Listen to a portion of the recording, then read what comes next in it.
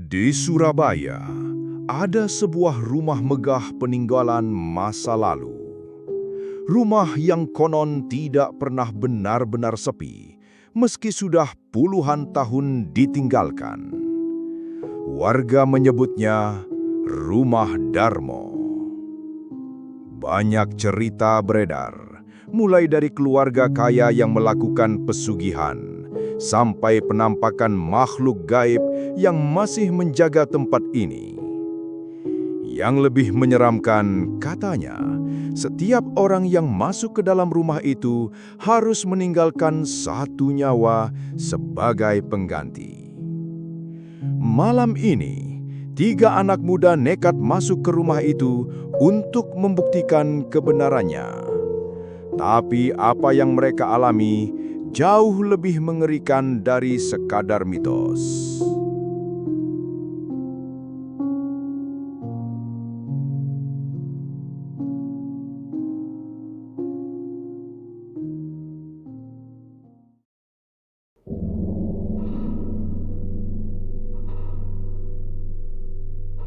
Surabaya akhir tahun 2022, 3 orang anak muda, Andra, Rizal, dan Sinta, mendadak viral di TikTok karena sering bikin konten uji nyali di tempat-tempat terbengkalai.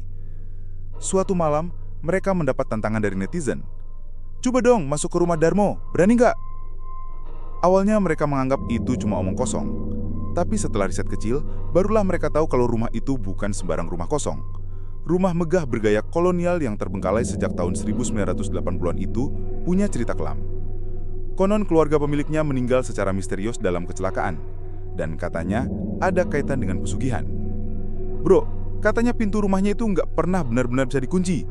Siapapun bisa masuk," Rizal sambil menyalakan rokok di depan pagar berkarat. Malam itu, pukul 11 lewat, mereka berdiri di depan pagar tinggi dengan cat putih yang sudah mengelupas. Angin malam terasa berat, seperti membawa bisikan-bisikan samar.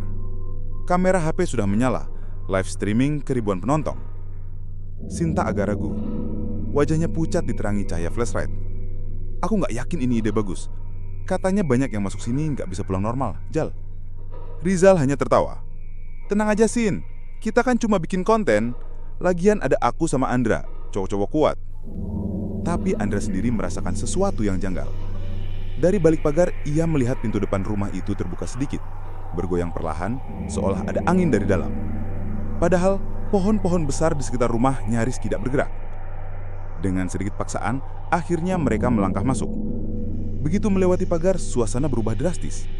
Udara jadi lebih dingin, dan suara jangkrik yang tadi terdengar ramai mendadak hilang seketika. Cekrek! Andra memotret pintu rumah yang terbuka. Di layar HP, sekilas terlihat bayangan hitam tinggi berdiri di ambang pintu. Tapi ketika ia menoleh, tidak ada apa-apa. "Bro, sumpah, tadi aku lihat ada orang di dalam." Rizal menyorotkan senter. Kosong. Hanya ruang tamu besar dengan lantai marmer retak dan debu tebal di mana-mana. Mereka masuk perlahan, bau apek menusuk hidung.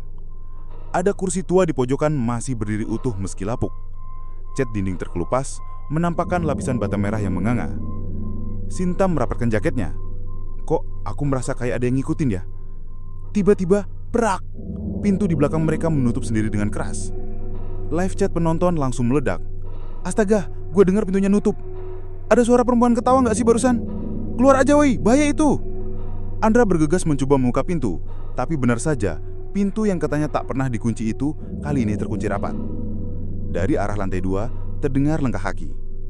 Pelan, berderit, lalu berhenti tepat di atas mereka. Mereka saling pandang, jantung berdegup kencang. Rizal mencoba bercanda untuk menutupi rasa takut. "Mungkin kucing kali." Tapi detik berikutnya, terdengar suara perempuan berbisik, lirih, menyerupali doa dalam bahasa Jawa kuno. Suara itu semakin jelas, dan dari tangga, perlahan muncul sosok perempuan berambut panjang, mengenakan gaun putih lusuh, wajahnya samar tertutup rambut. Live streaming penuh dengan spam. "Anjir, ada kuntilanak! Keluar aja! Itu nyata, sumpah gue merinding!" Andra merasa lututnya lemas. Sosok itu menatap ke arah kamera, lalu tersenyum miring. Sosok perempuan itu berdiri di tengah tangga. Kepalanya sedikit miring, rambut panjang menutupi wajah. Gaun putihnya kotor, penuh noda hitam seperti terbakar. Suaranya lirih, melantunkan doa dalam bahasa Jawa kuno yang terdengar patah-patah seperti orang menangis. Andra gemetar sambil menyorotkan flashlight. Cahaya itu malah membuat bayangan sosok itu semakin jelas. Ia tidak menginjak anak tangga, tubuhnya menggantung setengah jengkal di atas lantai. "Jal, itu bukan manusia," bisik Andra dengan suara tercekat. Sinta sudah menangis. "Aku mau keluar, aku nggak kuat." Rizal mencoba tegar, tapi wajahnya pucat pasi. "Santai, mungkin ini halusinasi." Tiba-tiba, sosok itu menoleh cepat ke arah mereka. Dari balik rambut, tampak wajahnya hancur terbakar. Sebagian kulit meleleh. Matanya kosong, berwarna putih pekat. Ia berteriak nyaring, "Balik!" Suara itu memecah kaca jendela. Sinta menutup telinga sambil menjerit. Kamera mereka bergetar, live streaming menampilkan komentar panik. "Gua lihat wajahnya, astaga! Itu kayak korban kebakaran, bro. Matikan live cepat!" Andra berusaha menarik Sinta ke pintu depan, tapi tetap saja pintu itu terkunci rapat. Tiba-tiba, dari ruang tamu, kursi tua yang tadi diam bergeser sendiri, lalu terlempar menabrak tembok. Rizal menyalakan senter ke arah lain. Sekilas terlihat bayangan hitam berlari cepat melintasi ruangan. Ada suara anak kecil tertawa di sudut gelap. Di sini, suara kecil berbisik. Mereka bertiga panik. Akhirnya mereka nekat naik ke lantai 2, berharap ada jalan keluar lewat jendela. Tangga kayu tua berderit setiap kali diinjak. Di atas, mereka menemukan lorong panjang dengan beberapa kamar. Pintu-pintu kayu tua itu sebagian terbuka, menebarkan bau anyir. Rizal membuka salah satu pintu dan hampir muntah. Di dalam kamar itu ada lukisan besar keluarga kaya. Wajah mereka semua dicat rapi dengan busana mewah, tapi mata semua orang di lukisan itu digores, meninggalkan bekas merah kehitaman. Sinta mundur ketakutan. Ini keluarganya, ini pasti keluarganya yang katanya meninggal kecelakaan. Namun saat mereka menoleh, lukisan itu berubah. Sosok ayah, ibu dan anak-anak dalam lukisan menoleh ke arah mereka bertiga. Wajah mereka menyeringai dan dari mulut lukisan itu menetes cairan hitam. Tiba-tiba, pintu kamar lain di ujung lorong terbanting keras. Sosok perempuan yang tadi muncul lagi, kini lebih dekat. Suaranya terdengar lebih jelas. Mereka belum selesai, pesugihan ini belum lunas. Sinta jatuh tersungkur, tubuhnya bergetar, mulutnya bergerak sendiri, melantunkan doa Jawa kuno sama persis dengan yang hantu perempuan itu ucapkan. Suaranya lirih tapi cepat, seperti orang kesurupan. Andra mengguncangkan tubuh Sinta. "Sinta, sadarlah, jangan ikuti dia!" Tapi mata Sinta sudah terbalik putih, air liurnya menetes. Dari perutnya terdengar suara lain, berat dan dalam. "Kalian ikut masuk. Kalian harus jadi pengganti." Lampu flashlight tiba-tiba padam. Suasana gelap gulita. Tinggal suara napas mereka yang panik dan suara kaki kecil berlari di sekitar lorong. Andra berusaha menyalakan lagi, dan ketika cahaya kembali menyala, Sinta sudah menghilang. Yang tersisa hanyalah sepatunya, basah penuh lumpur hitam. Padahal lantai di rumah itu kering. Andra dan Rizal berdiri terpaku di lorong gelap, hanya diterangi cahaya senter yang gemetar. Sinta menghilang begitu saja, meninggalkan sepatu basah di lantai. Mereka saling pandang, jantung berdegup kencang. Suara langkah kaki kecil masih terdengar berlari di sekitar mereka. "Bro, kita harus cari dia. Tapi jangan sampai tertisah." Andra berbisik, berusaha menenangkan diri. Rizal menangguk. Mereka turun ke lantai bawah, tempat ruang tamu tua dan dapur yang penuh debu.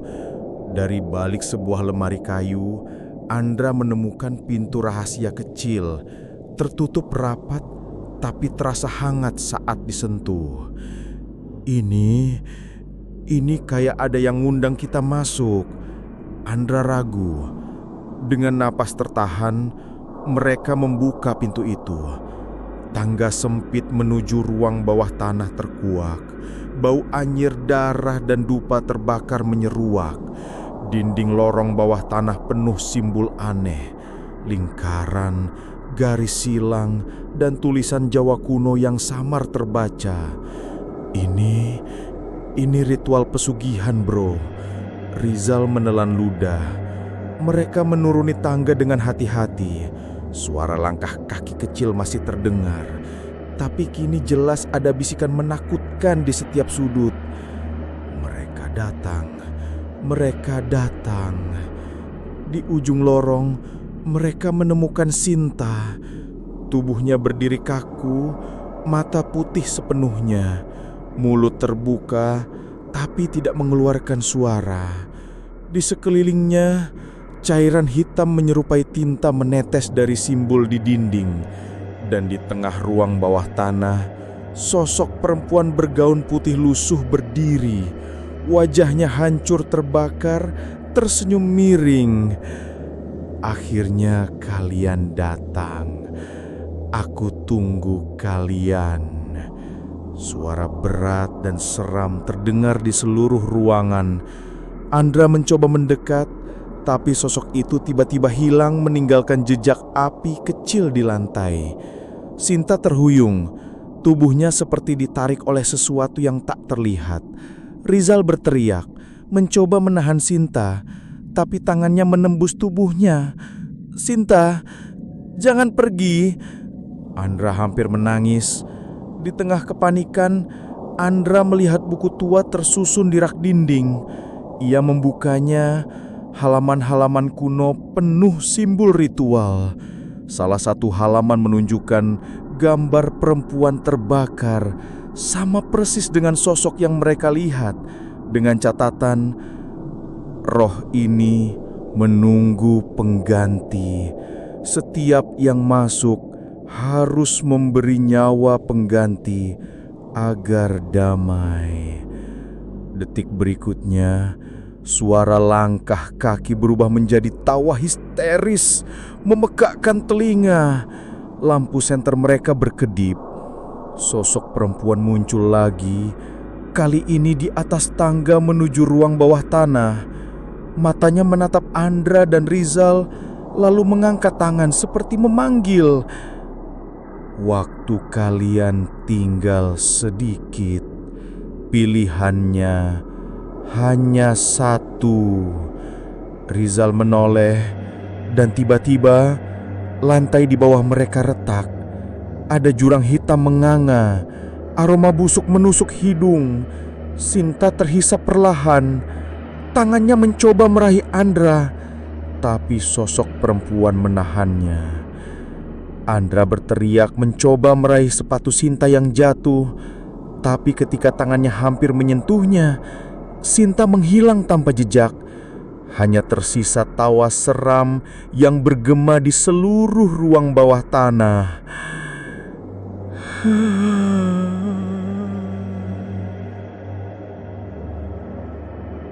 Andra dan Rizal terdiam di ujung ruang bawah tanah. Suara tawa perempuan terbakar itu masih menggema, bercampur dengan bisikan anak kecil yang menakutkan.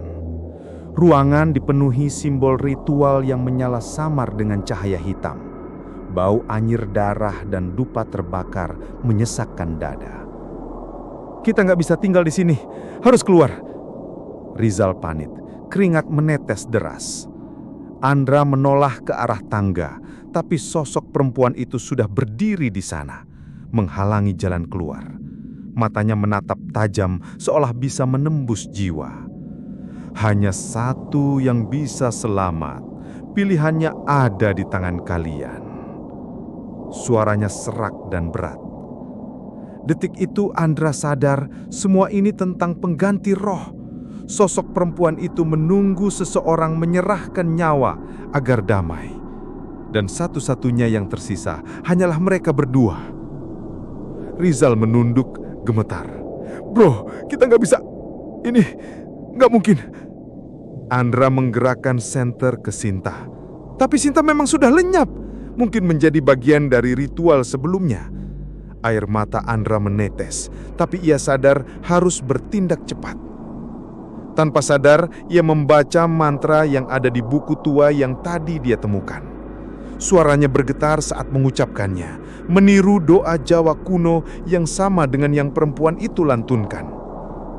Sosok perempuan itu menjerit, tubuhnya berputar di udara, membakar simbol di lantai hingga menyala terang. Angin panas berputar di seluruh ruang bawah tanah, debu beterbangan. "Hentikan!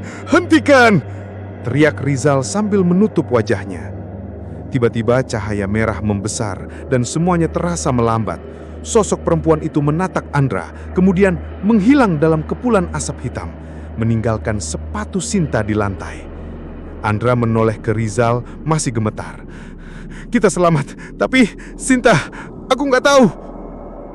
Mereka berdua berlari naik ke lantai atas. Pintu depan rumah Darmo terbuka dengan sendirinya. Udara malam yang dingin menusuk kulit. Ketika mereka keluar, mereka merasa ada yang menatap dari balik jendela lantai 2, tapi tidak ada apa-apa. Live streaming mereka masih berjalan, ribuan komentar memenuhi layar. "Waduh gila, serem banget bro. Si Sinta, ya ampun. Gua nggak berani nonton lagi." Andra dan Rizal hanya saling pandang, tubuh gemetar. Mereka tahu rumah itu bukan sekedar bangunan tua. Rumah Darmo adalah tempat yang menyimpan rahasia kelam keluarga kaya yang tidak pernah bisa sepenuhnya meninggalkan dunia ini. Malam itu, mereka berjanji tidak akan pernah kembali.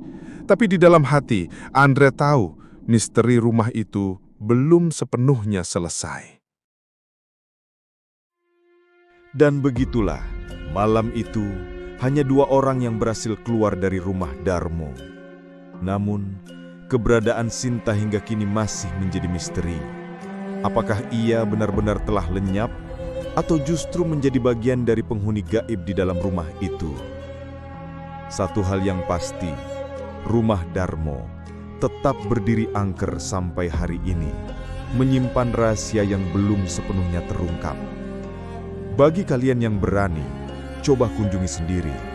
Tapi ingat, setiap orang yang masuk mungkin saja tidak akan pernah keluar dengan cara yang sama. Terima kasih sudah menonton. Jangan lupa like, share, dan subscribe Artazi Story. Kita akan bertemu lagi di cerita horor selanjutnya yang mungkin jauh lebih menakutkan.